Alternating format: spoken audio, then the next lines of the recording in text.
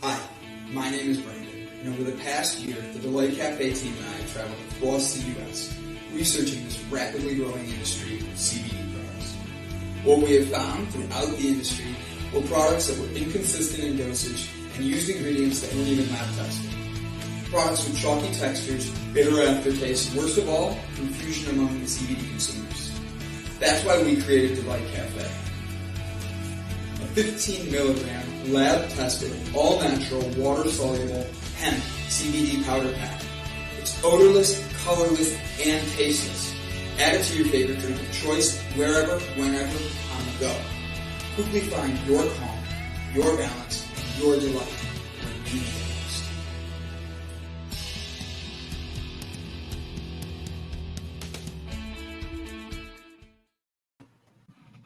Hi, this is Brett Gordon of Businesses Are People Too. And my name is Brandon Croucher of Delight Cafe. And this is One Square at a Time, where we take kind of a king's approach on a chessboard of being able to move in life and leadership one square at a time, sometimes forward, sometimes back, sometimes to the side. Don't forget to hit the like and the subscribe button, guys, and ring that bell.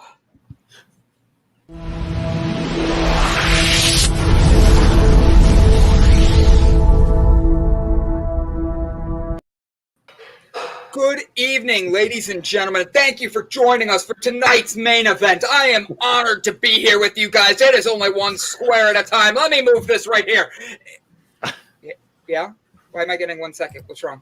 No, you said one square. Oh, one square. Okay, I thought you wanted to say something. So here's what we got, ladies and gentlemen. In the left corner, that's Brandon's left, that's right over here. Guess what? That is Miss Jessica Dugas. She's here with 1977.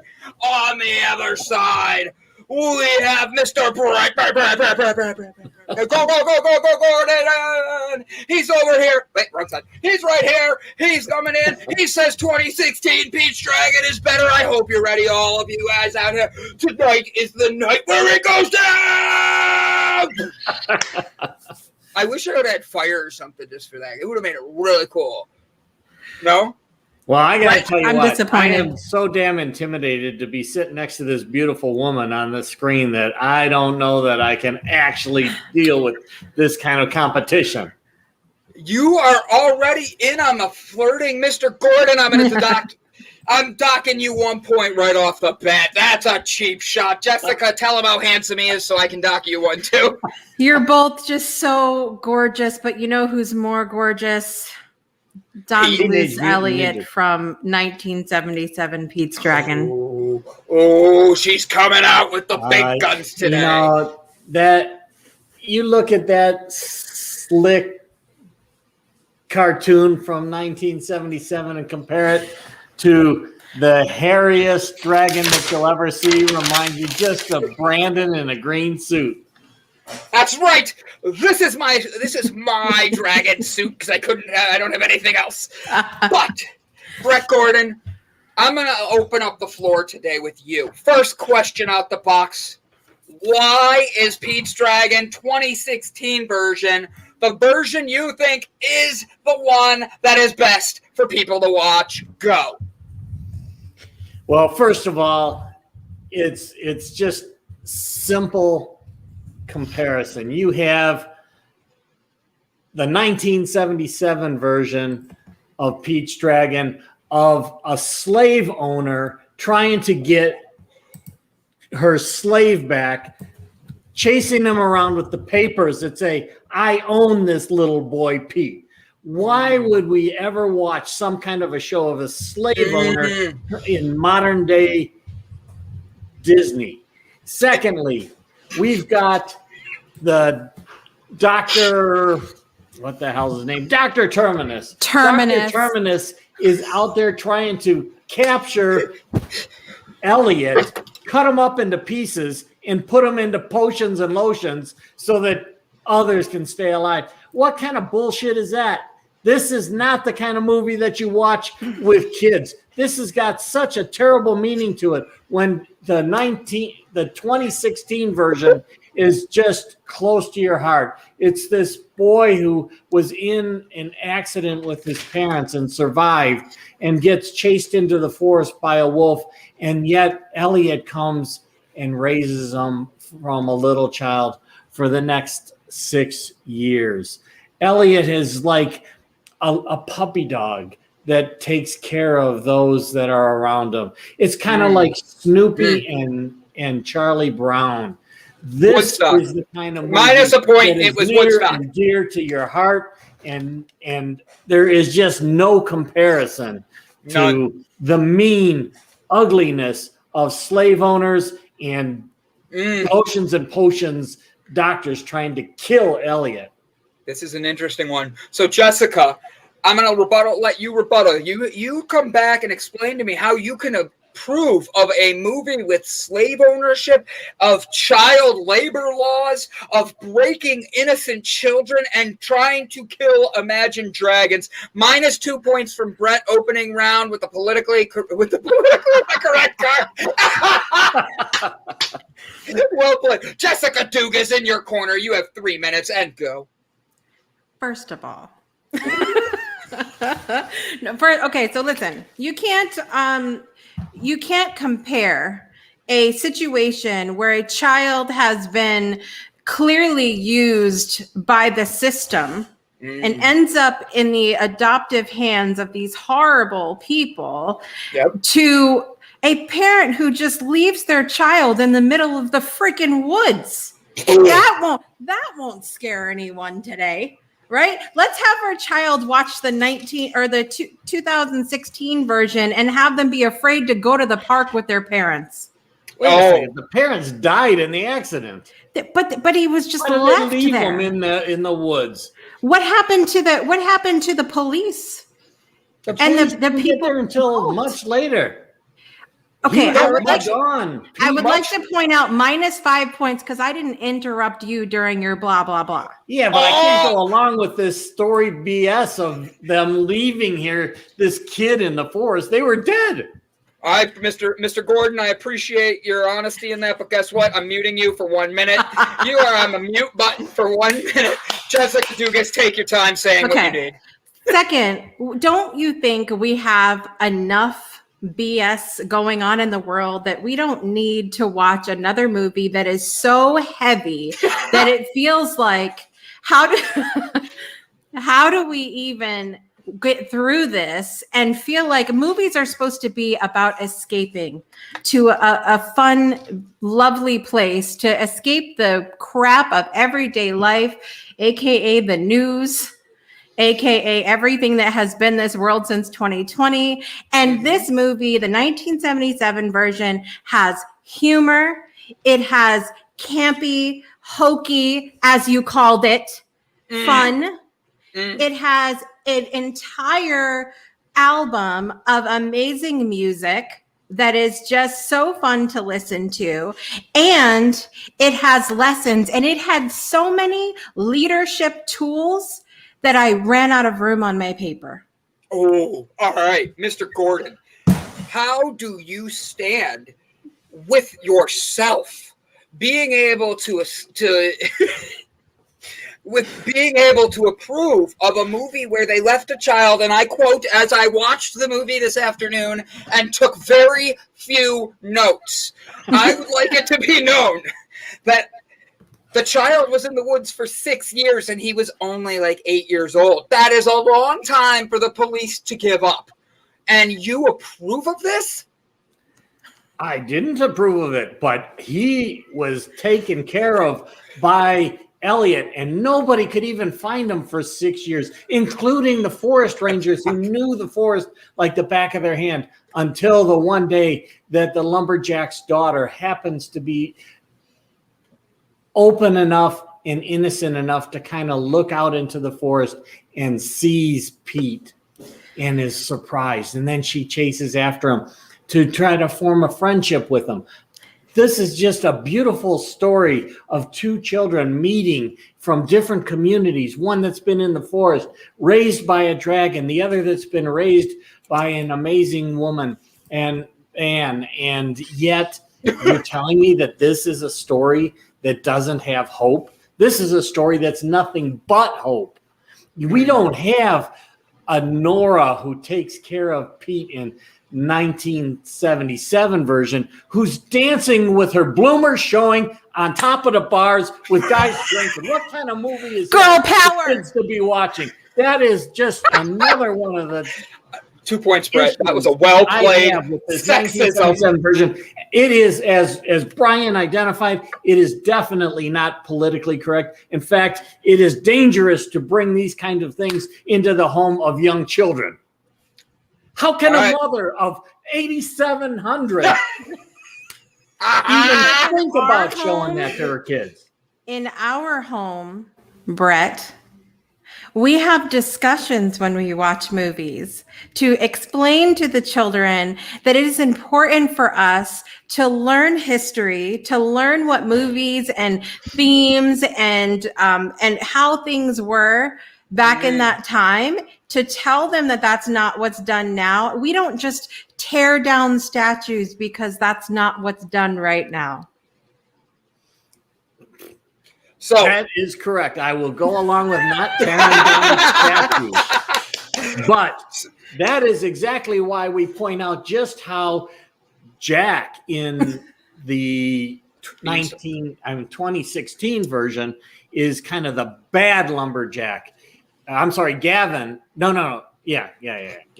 Gavin, sorry, is the bad lumberjack. He's out there just cutting down trees with impunity. He's following direction. He's not following the directions of his father or the forest rangers. He's breaking the law. And yet this is when there's that conflict between brothers as to let's do this thing right versus not. And that is the kind of message that we're seeing in today's world, where we've got people out there doing the wrong things for all the wrong reasons and not looking to those who are trying to guide them down a path that says, look and appreciate what has happened in the past. Look at the beauty of nature and allow us to live together as opposed to cutting things down and living apart. Yes. Fraggle Rock. Yes, Chad. Jessica's like, do it! Put it back out there! -1 point for abusing the host. So far, you guys are tied. I want to ask the next question, all right? Question number 2, starting with Jessica. Okay. Jessica, in this movie, no matter whether it's 1977 or 2016, Pete's dragon, Elliot, was imaginary for most people until he becomes real. How do you feel about imaginary friends with kids? Go. I think that's a lot of the normal part of growing up. It's about using your imagination. And I think that's part of what the beauty of the 1977 film is that that was before a time when we had like really good animation, and we kind of had to use our imagination a little bit. And I dropped his name earlier, but Don Bluth, that was the animator for this film, also did movies like The American Tail, Land Before Time, All Dogs Go to Heaven, some of the classics that may not reach the animation level of what we have today with Pixar and everything else that's out there.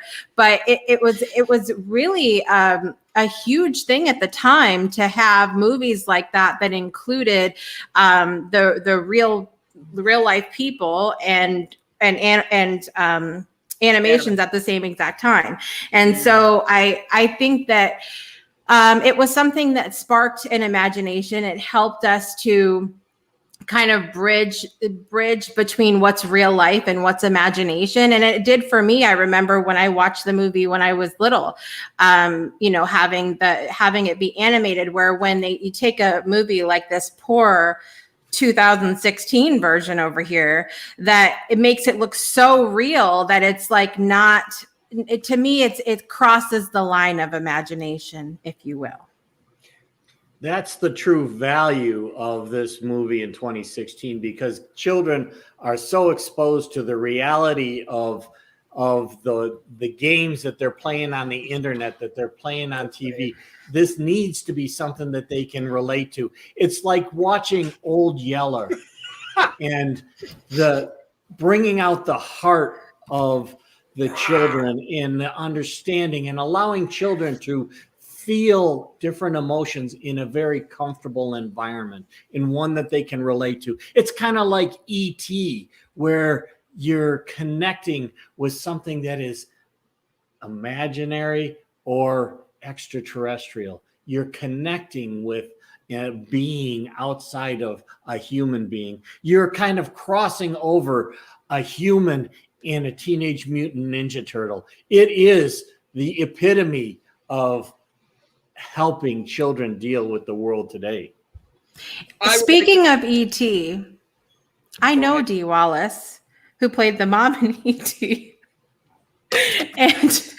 and she has had a hell of a career because of a movie that people seem to crap on a little bit now because of the lack of the animation quality then, and the animatronics and all of that. And so I'm just saying that it's not all about the level of animation. I'm just saying. It's about connectedness, and kids today connect with reality type AI as opposed to the cartoon versions. But do we need that? Do we need that? That's actually I think that what it does is it allows them to connect more quickly.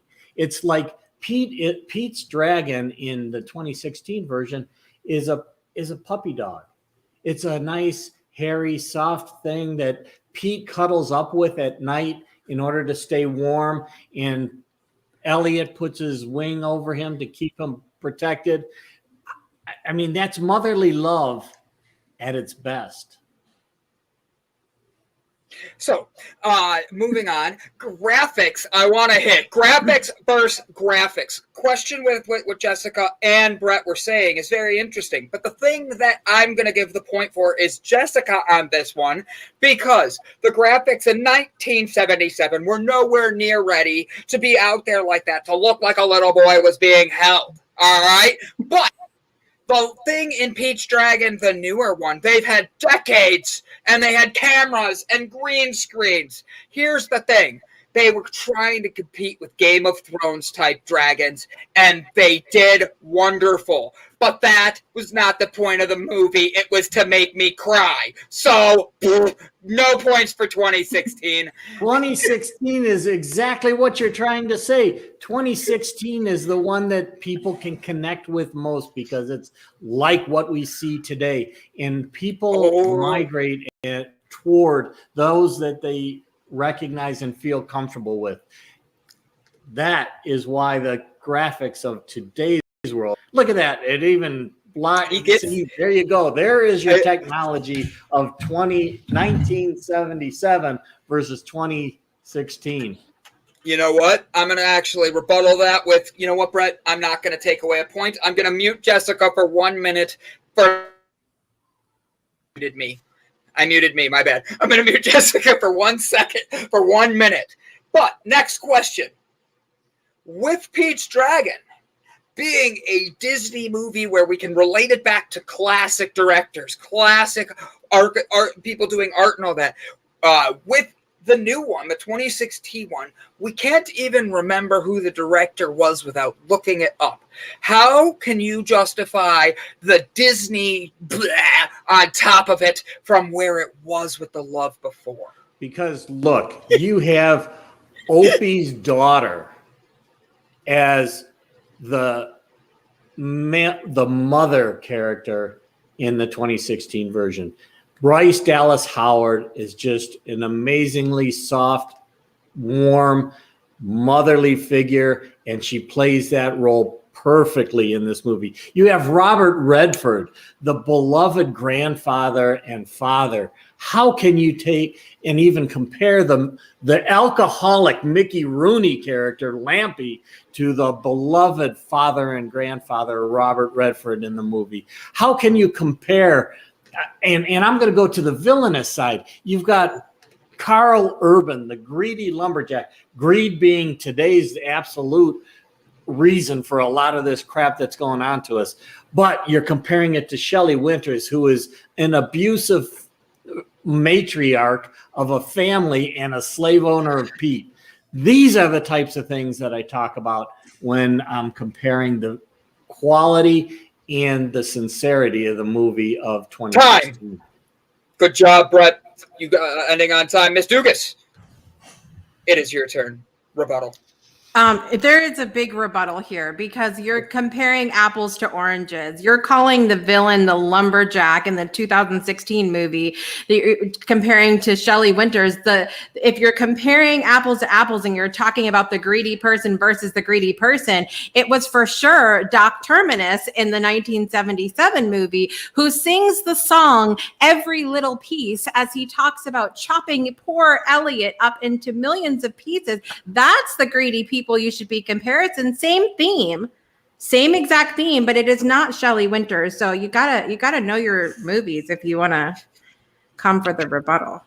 So you've got two controlling, greedy, miserable people in the 1977 version versus 2016, where yes, Dr. Terminus is trying to cut up and kill in Pete Elliot in order to be able to get his money, where Carl Urban as the greedy lumberjack is tranquilizing him so that he can sell him for tens of millions of dollars alive so that others can see him, so that others can appreciate that there are dragons out there. And those things that even though you don't know about do truly exist.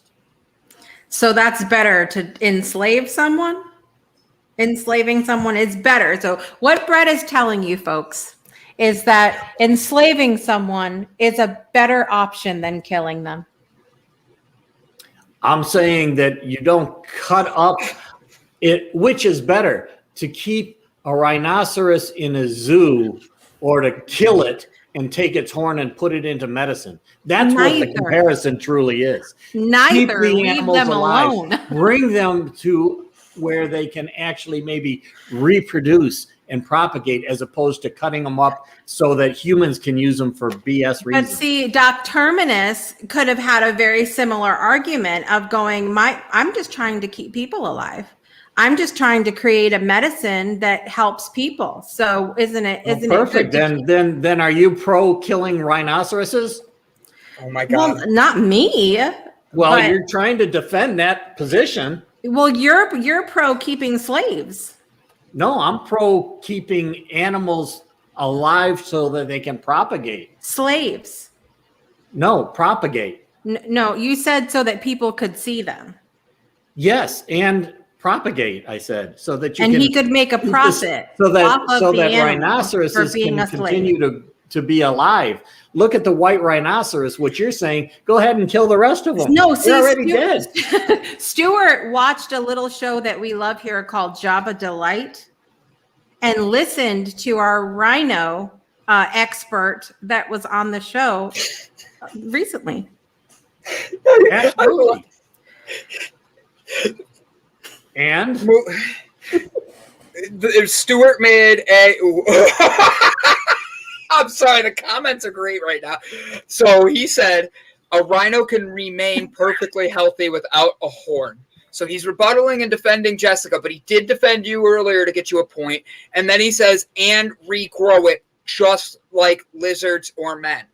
So And where are rhinos primarily kept now? They're kept in parks so that people can see them. Brett, we're not talking about rhinos. We're talking about dragons. Right, and you want to kill the dragon and feed them to people. I don't want to kill the dragon. I'm comparing your comparison of the lumberjack to Shelley Winters, and it was not. It was you're deflecting, deflecting erroneous.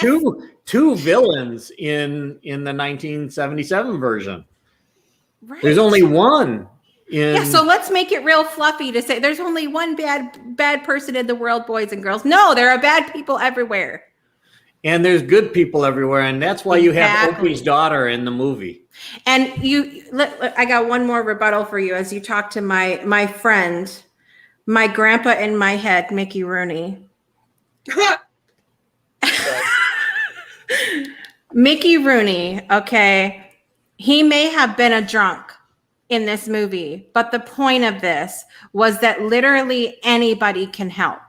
Anybody can help someone else. It doesn't matter what your flaws are, that you have the opportunity at any time to help someone else. And Mickey Rooney did that with a beer in hand, damn it.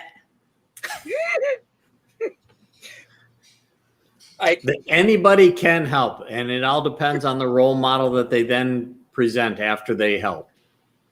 Puff the Magic Dragon Robert is Redford everywhere. is the perfect grandpa. I'm listening. I thought you were gonna. You had a rebuttal for that. All right. So, my next question is actually from a caller. Let me take this. Hello. Yes. Yes. So, they say they want to know which one of these movies actually almost didn't make it to film. The 1977 version, were they supposed to make it only make a TV thing of it, or the 2016 version with the remake meant to only go directly to download? Thank you for calling, Mr. Disney. Go ahead. I have no freaking idea. Nor do I think it matters. Defend your movie. It matters not. Miss Jessica Dugas, go. It was the 1977 movie that was supposed to be a made-for-TV movie. It actually got postponed quite a long period of time, and it ended up making more money than they expected it to, actually. That's true.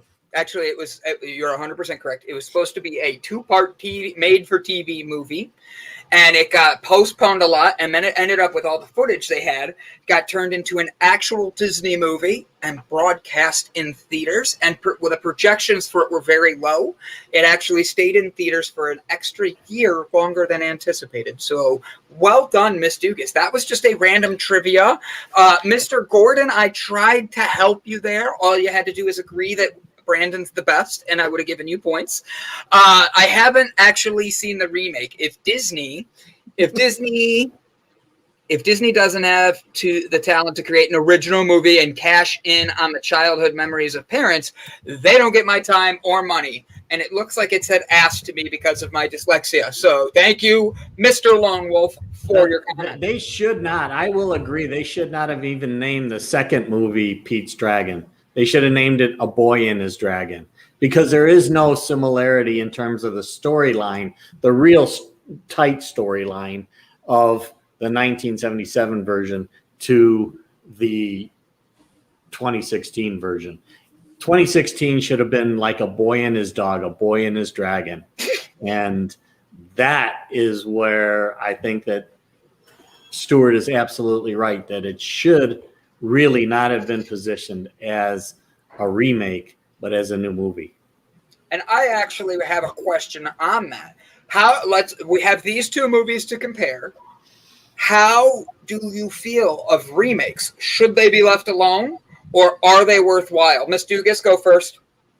I personally, I actually agree with my opponent, Brett, on that. I don't think it should have been a remake.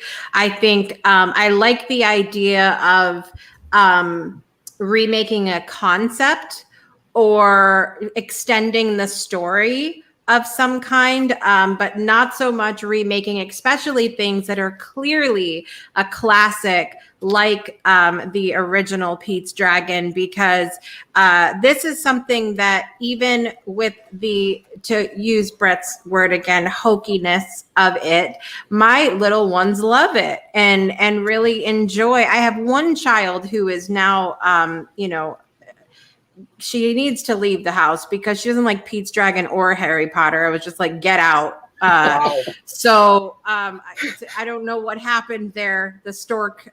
Anyway. So it's one of those things that I think it needed to just be left alone. It needed to be left alone because plus when they try to redo it, they don't have the music in there. It's a different kind of animation, a completely different cast. They changed the storyline. The original 1977 version took place in the early 1900s. And so everything that you see in this movie really reflected the time period and how, you know, we really didn't have a good system at that time for adoptions and things like that. So I'm sure that abuse happened more than we were aware of, and that's what we saw in the movie. And it also took place in New England. The remake was done in the Pacific Northwest and in the early 1980s. So completely different time, completely opposite coasts in America. And so of course you're going to see vast differences in the storyline because those are two very different ways of life. Mr. Gordon, I gave you 2 points for being quiet through the whole thing. Congratulations. Ms. Dugas, you got 10. You're up 10 points. Now, Mr. Gordon, rebuttal. Well, I think that it should have been a different name. I like some of I don't like musical comedies except for, well, I take that back. I do like musical comedies. I like Mary Poppins. And believe me, in this case, this movie, this Passamaquoddy, is nothing like Supercalifragilisticexpialidocious. Now, that's why I think that, you know, even though it does bring in the old Disney kind of musical comedy fantasy movies, I would much prefer the Pete's Dragon of 2016, which is a fantasy adventure in a more tangible way in terms of life today, and one that people will resonate with longer into the future than Pete's Dragon, which is kind of 1977, which is kind of fallen to the wayside, almost like the Mickey Mouse movies, which rarely are seen by kids today. That is actually a very good, strong point. Miss Dugas, would you please rebuttal back to children aren't watching movies the same that they used to? I would say that it is a failure on the part of many parents today to not expose their children to the nostalgia that was available to us as children. Amen. My children were so disturbed that anyone on this planet would think that the 2016 version was better. They said, what can we do to help Brett? What can we do to help him? And we have turned into a society of snowflakes. Snowflakes. The worst part is, I think Brett Gordon would agree with you on that one. And he says it like that all the time. So, Mr. Gordon, I'm going to switch the question so you could stay in this. Jessica Dugas, only 1 point on that, 35-28, ladies and gentlemen, just in case you keep the score right there.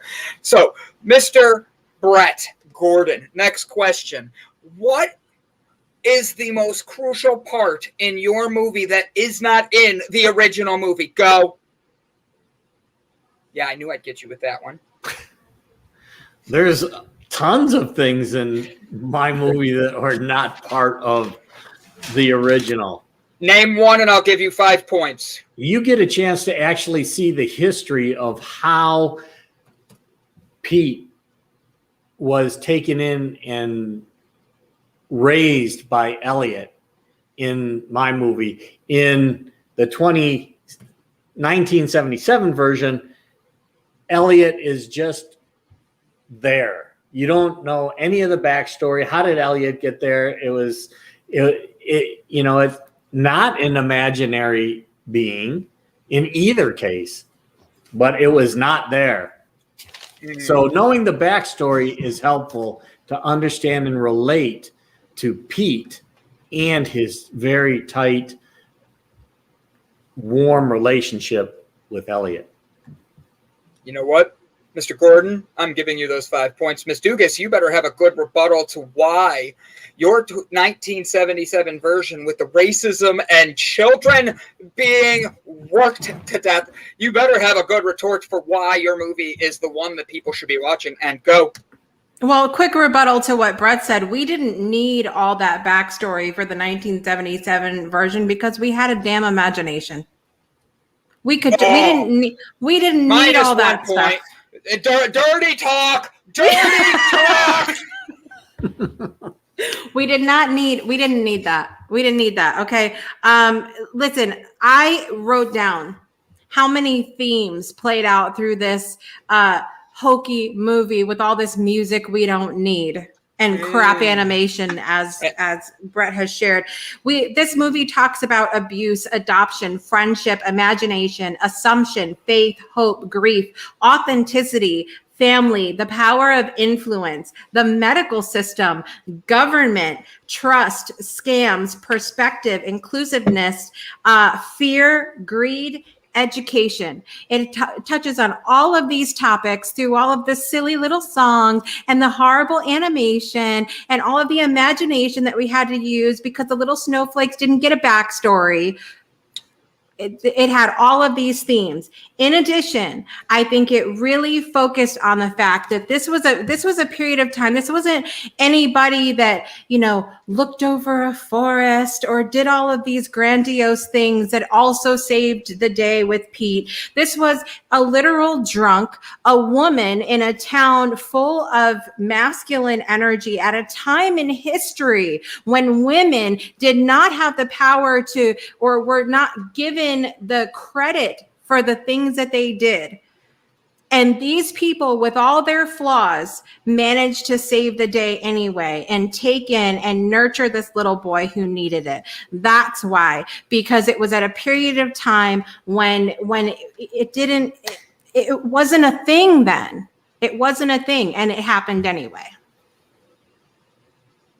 Mr. Gordon, I would be very curious what your tool is for your version, and then Miss Dugas, your tool for your, oh my God, she's way too excited, for your version. Mr. Gordon, and if you have anything else, I'll let you say it first. Go ahead, Mr. Gordon.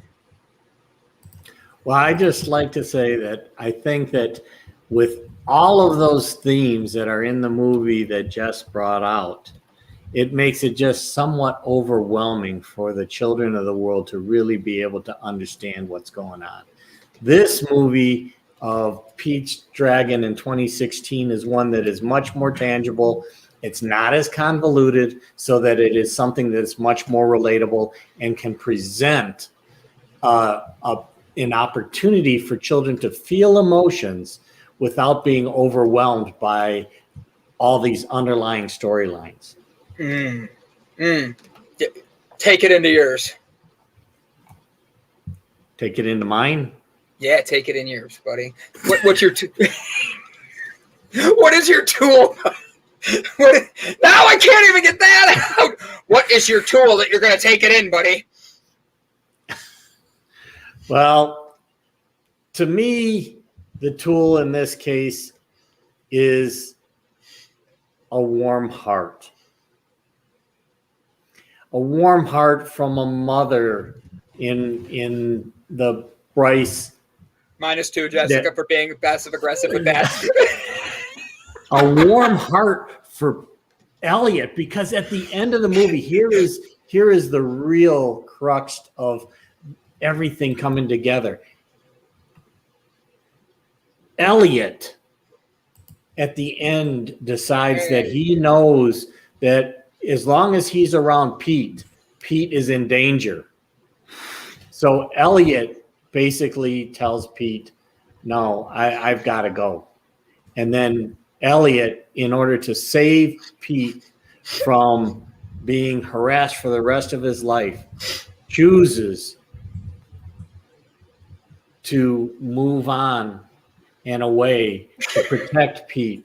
That, to me, was the most amazing part of the story, where Elliot shows the heart, the warmth, and the strength of character to recognize it's not all about me. and then he chooses to move on. So, Mr. Gordon, I would like to ask 2 questions that have come up to my attention. Okay? Give me 1 second. The one went away from me. Where'd it go? Son of a bitch. There it is. I watched 20 minutes of the remake and had to turn it off. It was mostly destroying my childhood. Now, I say that, and I say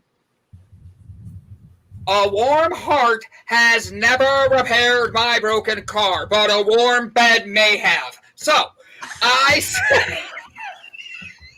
I'm sorry, guys. I couldn't resist the joke. Mr. Gordon, what do you say? Because the audience has us in tears with laughter right now. Well, this is where I say you've got to always question the BS of your BS. Because as a child, these things may have served you well. But as you grow older, you also need to question whether it serves you today. The message of today's 2016 Pete's Dragon movie is the migration, the growth, the maturation of a belief system into something that can be carried on today in your legacy and the legacy of those that you touch, far greater than holding on to what was something near and dear to your heart when you were 5 years old. I agree. If he can't name a tool, he can't name a tool. Wow. Wow. Woo, I didn't see the audience coming at you like this tonight, buddy. Missed 2,000 points for the best host. Oh, I thought it said audience earlier. I didn't even catch it. It was me. It did. Jessica, but I changed it. So, Miss Dugas, if you can name a tool, it's like Jeopardy. You win with $1 left. I don't know how or why that happens, but people do it. Miss Dugas, go. What is your tool? My leadership tool for the 1977 version of Pete's Dragon is the representation of the lighthouse, which is the light within. Okay. Number 1, it is okay for you to look for the lighthouse to guide you home. Meaning if you don't feel it within yourself, if you don't have the support that you need within you to encourage yourself to move forward and be happy and move on, it is okay to ask for help. It is okay to look for the lighthouse to lead you home. Number 2, find the light within yourself. Once you found your way home, find the light within you. Because number 3, it enables you to be the light to others, guiding others home. Number 4, that light attracts what you want. At the end of 1977 Pete's Dragon, that lighthouse led Nora's lover home. And it was a beautiful moment. But that light, when you shine your light of authenticity, it allows you to attract what you need and desire in your life and create the family that you want and deserve. So be the lighthouse. So technically, that is not a tool. That is a lighthouse. It's the light within. And the light so within is the you. heart. And you carry the heart with you everywhere you go. The light. The light is your heart. It is the energy that you emit that helps those around you, that attracts that. If your heart emits any kind of light, you'd be looking like E.T. dying on the table. The energy. Light is energy. Energy is what is emitted.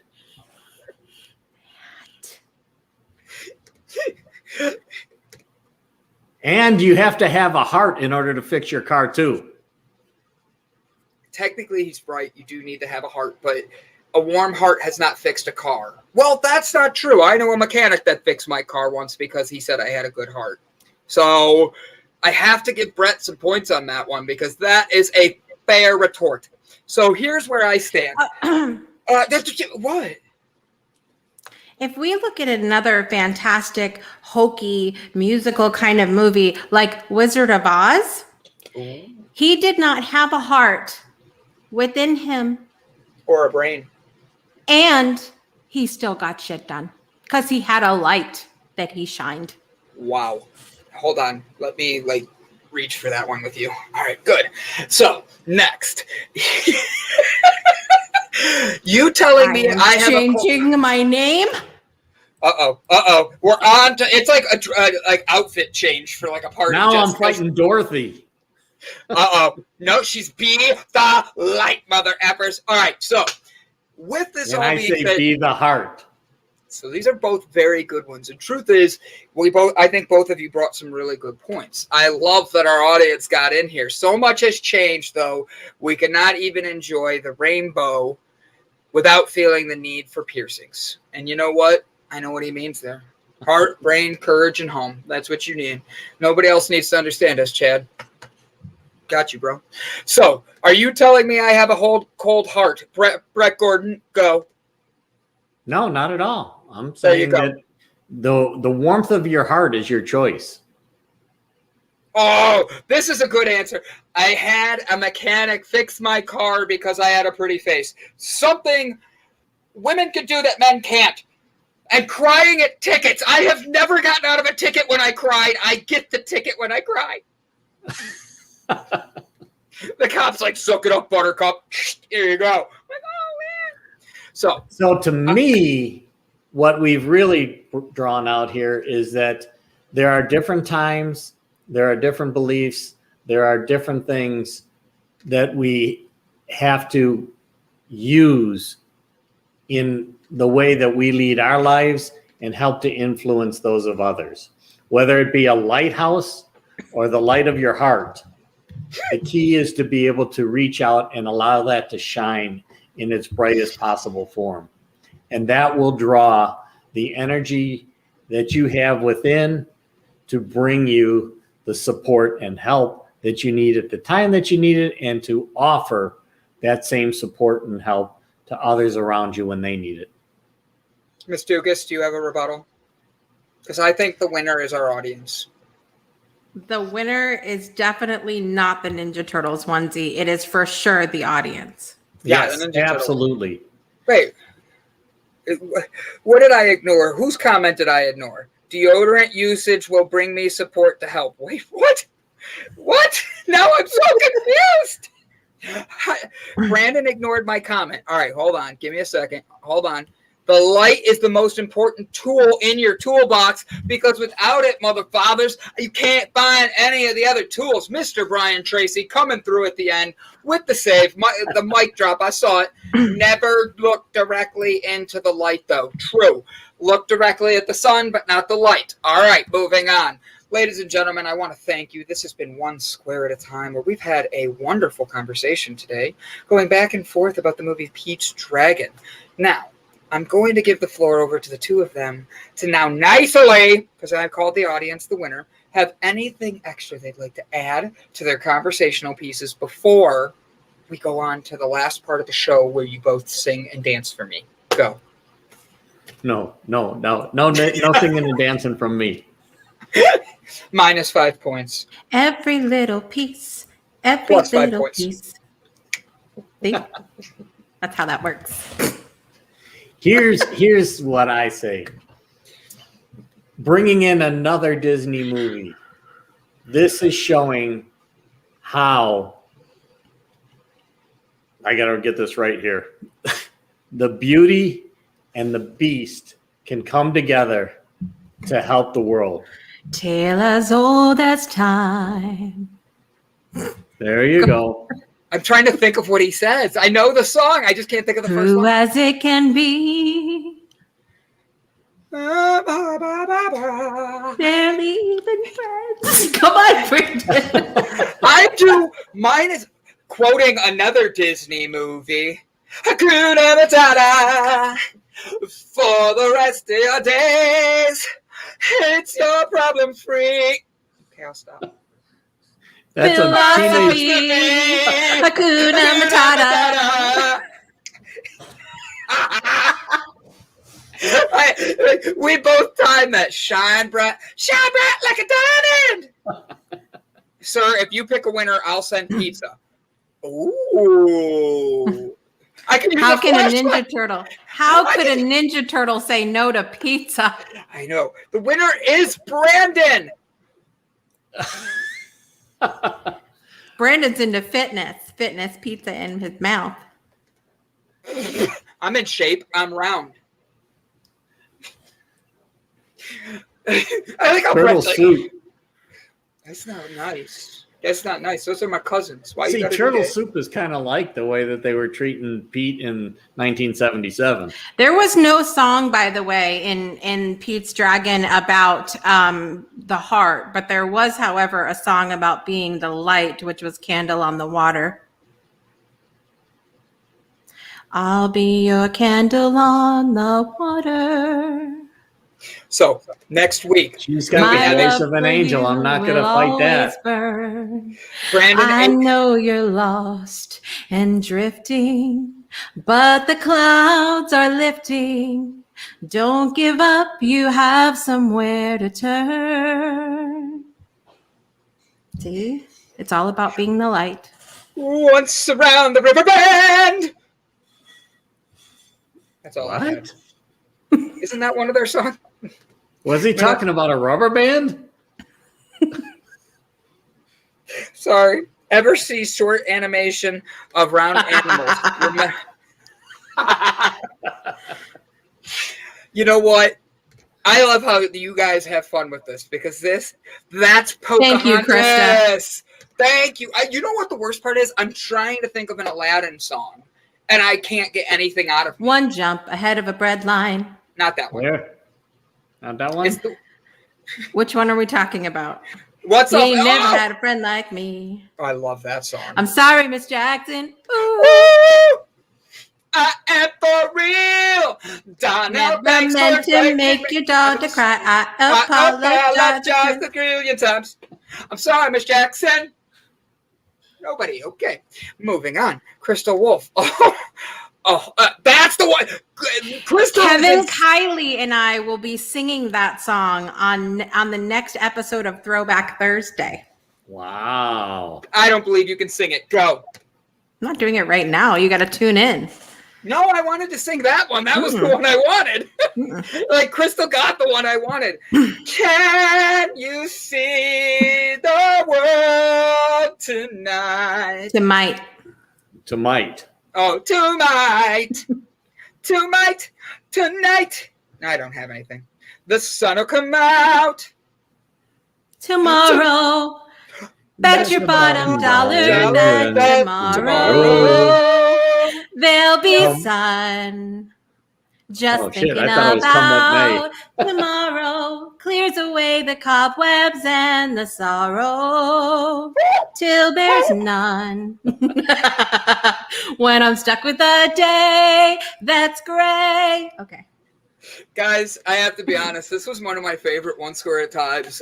Brett, for real, thank you for being a good sport. 100%. You came in, you had fun, you played with this, and actually, Brett, I would say you brought it because I would have had you have the lead at the beginning. You had Jessica, and I go, oh he comes out with a big. You came out swinging. Well done, Miss Dugas. I have to give you, yes. Miss Dugas, I give you applause as well. Guys, this was a wonderful battle. I look forward to picking the next movie with you guys and all that. Look at that. The applause comes in. Jessica sings like a Disney movie. Brandon sings like a Tim Burton movie. The best part is I never sing. I hate singing in public. What's this? But I will sing. What's this? There's magic everywhere. What's this? What's this? I should go change my hair. What's this? What's this? I know that there are people wearing masks everywhere.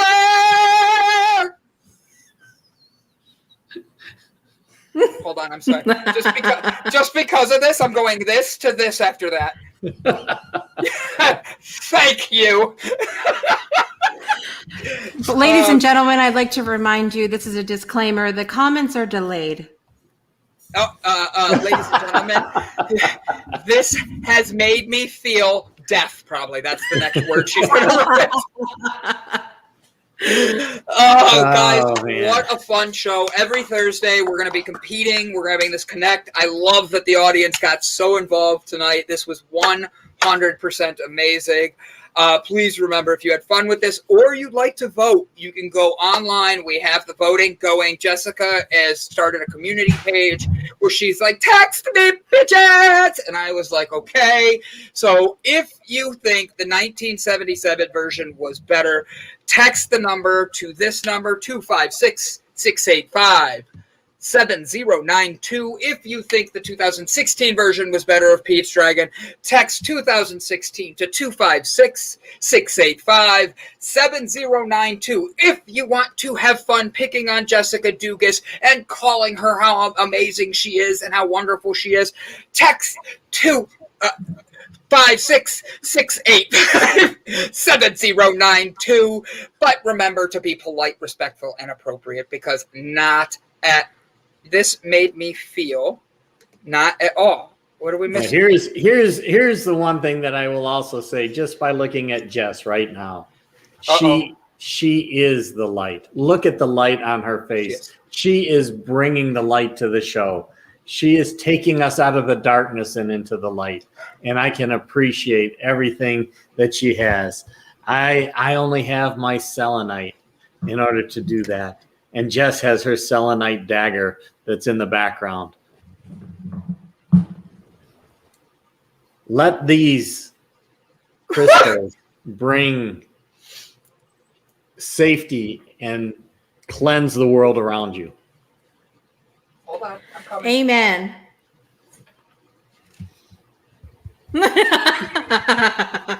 Brandon's got the little one.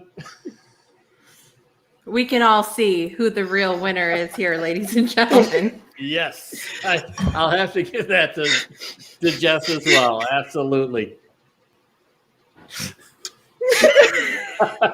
Her dagger looks like something else. And then, Donnell, I'm not even singing to you right this one. You do not get the ooh for this one right now. How do you not know these movies? How do you... You know what, Jessica, when's their show start? Their show begins on Wednesday, September 8th. So in like 2 weeks.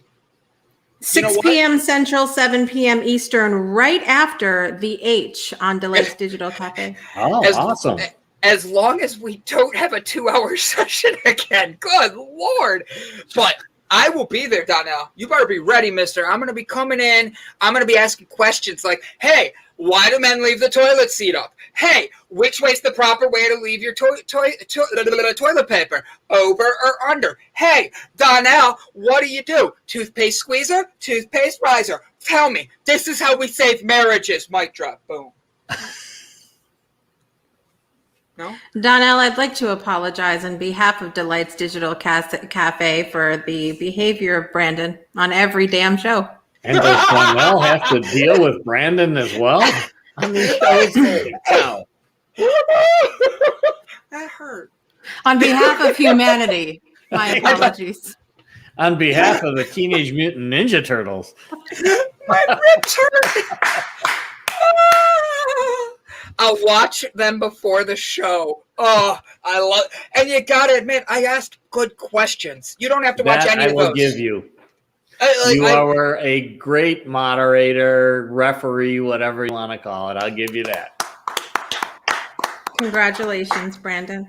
I have an amazing audience. Thank you guys for being here, bringing the energy tonight. This was One Square at a Time, where we take a leadership perspective and make Brett Gordon laugh all night. Thank you, ladies and gentlemen, for joining us, and have a wonderful day.